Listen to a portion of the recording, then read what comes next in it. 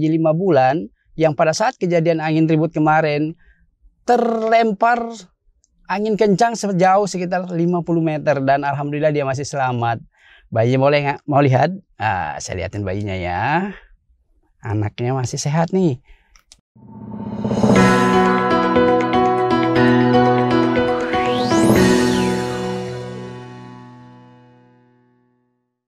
Hai Sobat Batam Pos, bertemu kembali dengan saya Muhammad Nur di edisi Hot News Kamis 19 September 2024. Nah, kali ini saya akan spill beberapa berita yang akan terbit di edisi cetak besok.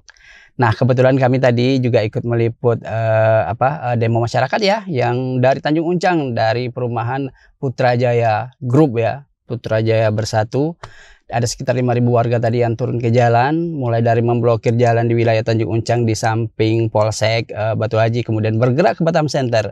Apa yang mereka perjuangkan? Salah satunya adalah supaya air mengalir 24 jam, karena 2 tahun belakangan ini mereka kesulitan air bersih.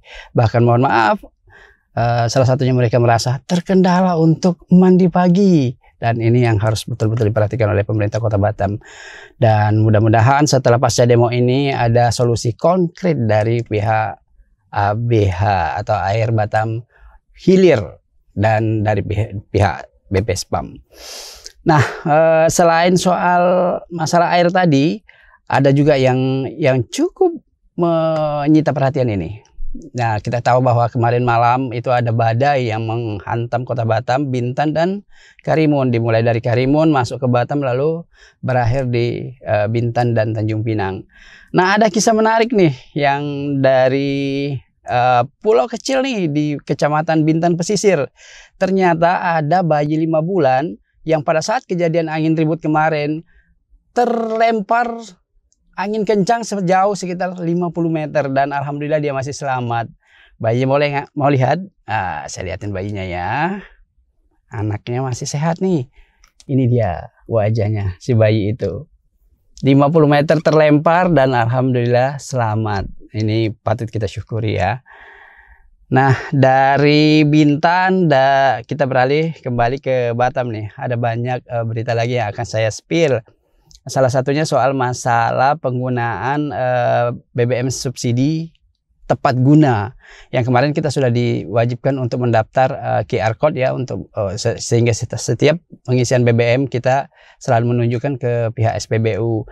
Nah, sebelumnya Pertamina sudah menyatakan bahwa itu pemberlakuannya ditunda. Alasannya memang tidak ada regulasi dari pusat, jadi tidak bisa dipaksakan untuk diterapkan di masyarakat. Tidak ada sandaran hukum yang mewajibkan bahwa ada pembatasan pembelian Pertalite.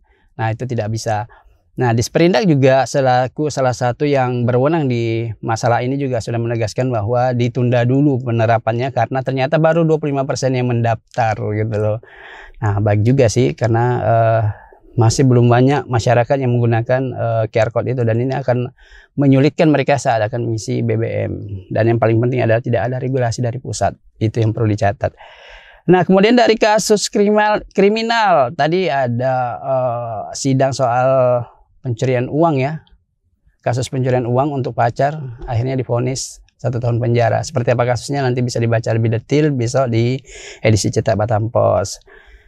Kemudian Pertamina dan Disperindak juga sudah mengeluarkan ada 9 usaha yang tidak boleh menggunakan LPG bersubsidi. 9 usahanya apa saja? Simak besok di edisi cetak Batam Pos. Nah, kemudian ada lagi masalah kasus kriminal pelaku cabul anak tiri yang sebelumnya kabur ke Pekanbaru, sudah berhasil ditangkap oleh teman-teman kepolisian dan mereka bersiap untuk memproses secara hukum karena ini adalah predator anak dari dalam lingkungan keluarga sendiri gitu. Nah, kemudian ini juga yang jadi selalu masalah di Kota Batam ya, gas melon. Gas melon yang sudah beberapa bulan terakhir ini dikeluhkan oleh masyarakat karena susah sekali untuk mencarinya. Nah, Disperindak bersama Pertamina sudah melakukan beberapa kali operasi pasar ya. Kemarin pertama tuh di Bengkong, kemudian di kawasan Batam Center, dan kemarin hari ini di Tiban. Dan setiap ada operasi pasar ini itu langsung diserbu oleh ribuan warga, dan ini sebagai indikator ya. Diserbu ribuan warga sebagai indikator bahwa memang terjadi kelangkaan gas melon di Kota Batam. Persoalannya setelah terdistribusi, ternyata masyarakat yang lain yang tidak sempat ikut antri juga masih kesulitan untuk mendapatkan gas melon itu. Sepertinya harus ada solusi lebih permanen lagi selain daripada operasi pasar tadi. Ya, yang lainnya nih, karena memang tadi malam itu ada badai, bukan berarti sudah berakhir. Badai memang pasti berlalu, tapi kemungkinan masih ada beberapa pekan ke depan. Karena BMKG sebelumnya pada 14 September sudah mengingatkan bahwa 2 pekan ke depan bakal ada angin kencang gitu ya. Mudah-mudahan tidak berbentuk badai yang melebihi kecepatan yang semalam ya, karena semalam saja hanya 29 knot. Itu sudah memporak-porandakan berbagai bangunan di Kota Batam, termasuk Masjid Agung kita yang baru diresmikan beberapa hari yang lalu. Itu puncak kubahnya itu sampai miring ya. Kemudian ada gedung Geraha Pena juga, sebagian dindingnya yang dari kaca dan stainless juga terbuka. Kemudian pohon bertumbangan, ada kren raksasa di Batamek juga tumbang, dan masih banyak kejadian-kejadian lainnya, termasuk pohon tumbang dan menimpa beberapa kendaraan. Nah, artinya kita masih perlu waspada beberapa pekan ke depan, bahwa tidak menutup kemungkinan masih akan ada badai susulan. Tapi jangan percaya dengan hoax ya, yang katanya ada tsunami dan lain sebagainya, itu tidak. BMKG hanya memberikan informasi bahwa kemungkinan cuaca ekstrim masih akan terjadi di beberapa pekan ke depan. Perlu kita waspada, terutama mungkin yang beraktivitas di laut. Karena seperti di Bintan, itu pasca kejadian kemarin masih ada warga nelayan yang sampai saat ini belum ditemukan, dan diperkirakan juga terseret arus, dan mudah-mudahan mereka selamat gitu. Kalau di Karimun kemarin speedboat terbalik dan 1 meninggal. Mudah-mudahan cukup sampai di situ.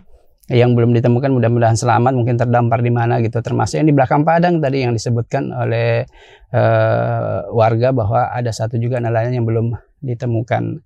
Nah, saya kira itu dulu beberapa peristiwa yang bisa saya sepil hari ini. Sebenarnya masih banyak ya, cuma untuk lebih jelasnya bisa besok lihat di edisi cetak Batam Pos, dan sebagian informasi yang saya sampaikan tadi sudah juga bisa dinikmati di batampos.co.id, dan bahkan sudah bisa dinikmati juga di berbagai platform media sosial Batam Pos. Ada X, ada Instagram, ada TikTok, kemudian ada Thread, ada Facebook, dan YouTube, kata YouTube. Nah, kami juga akan menghadirkan rencana nanti kompilasi beberapa kejadian dari bencana kemarin ya, bencana tadi malam, dan nanti akan bisa disaksikan di YouTube. Namun kami masih menyusun beberapa video yang masuk ke meja redaksi. Nah, cukup sekian edisi kali ini, Hot News edisi kali ini, dan jangan lupa besok beli koran ya untuk membaca lebih detail dari berita-berita yang kami sampaikan saat ini. Salam redaksi.